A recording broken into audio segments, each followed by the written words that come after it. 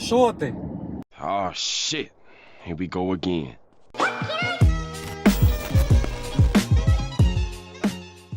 Бонжур. Бонжур, ёпта. Город Наборн. Известен какой? Наборн? Нарбон. Город Нарбон.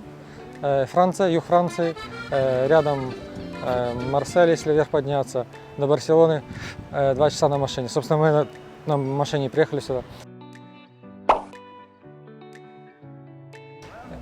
Ну, первое впечатление – жарко. Да, это лето. Что вы хотели от лета? Достопримечательность. Центральная улица, кафешки, выходной день, народу нету. Речка, флаги французов, ну и сами французы. Бомжи ходят, кричат. Ну, типа того. Ты втираешь мне какую-то дичь. Посетить я не знаю, что. Надо посещать или нет. Пока что на 7, я бы сказал. Грустно. Все дома сидят в выходной день. А я пока голодный, пошел покушаю. Идем покушаем. Оператор, идем покушаем. Я же забыл рассказать предысторию. Ну, в общем, дело было так. Были выходные дни у меня на работе и решили куда-то поехать. Ну, нам же вечно дома не сидится. Решили съездить во Францию, посмотреть снова. Так как мы во Франции были, в Перпиньяне, решили поехать в этот раз посмотреть какой-то новый город. Выбор пал на Нарбон. Я сказала, стартуем! Что делаем? Стартуем! Ну и немного бэкстейджа с дороги, немного поездки на пути во Францию. Кстати, вот надпись, что мы едем во Францию, на всякий случай, если кто-то не верит. На пути во Францию между Испанией и Францией Пиренейские горы красивые, если кто-то не видел. Немного автописты, автовии. Так, кстати, выглядит граница. И смена ограничения скорости между двумя государствами. Пиренейские горы, кстати, испанские, это просто one love. Моя любовь в Каталонии, это каждый должен приехать и увидеть просто number one must-see в Испании. Ну, в Каталонии, в частности, если вы посещаете Барселону. Добро пожаловать во Францию. Просто между двумя государствами Шенгенской зоны вот такие границы, то есть именно границ нету. Дальше немного проехав, вы видите, что никаких ни заграждений, ни переулков нету. Но во Франции нас ждал сюрприз, а именно мы встали в пробку.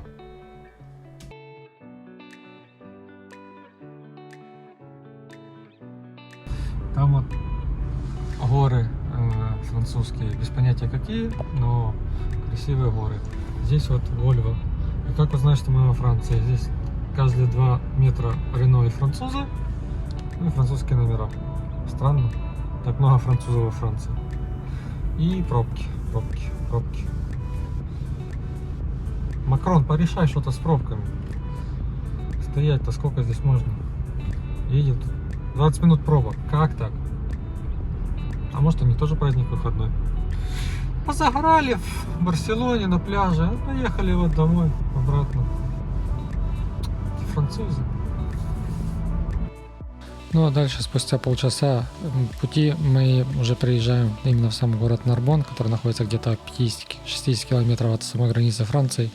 Ну и въезд в город довольно такой типичный маленький городок, французский, похож на испанский. Стали на светлофоре постояли, куда же без этого. Кстати, по 2 минуты светлофора это что-то с чем-то.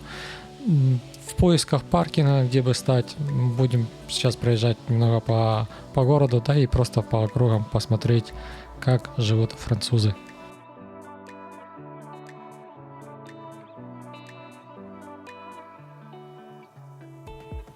Ну и немного улочки и немного французов вам в ленту. Красивые французские платаны, когда уже после Одессы уже знакомые родные деревья, но все же душа рада их видеть снова.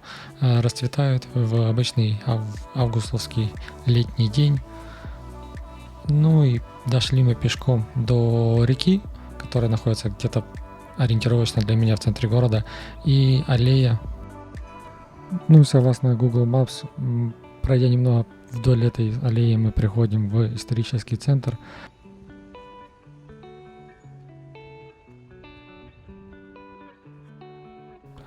Гуляя, кстати, по улочкам, что-то не особо было видно людей, но потом уже придя в центр города, было замечено, что все они тусуются в кафешках вдоль набережной, да, и туристов хватало. Ну и, скорее всего, из-за жаркого летнего дня все сидят дома под кондиционерами, потому как кафе у них, ну это уже другая отдельная история.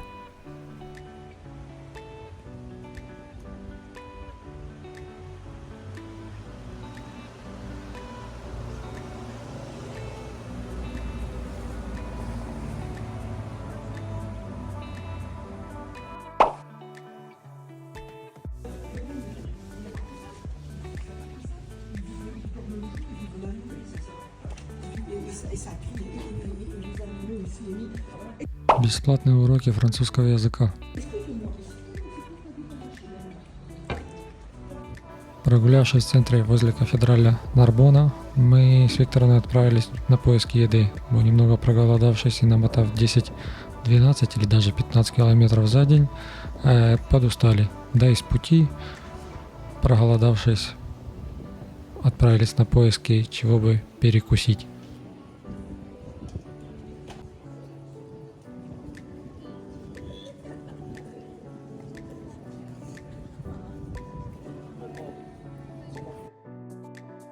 Все вот тут в наборне, или как он, полиция, там французы,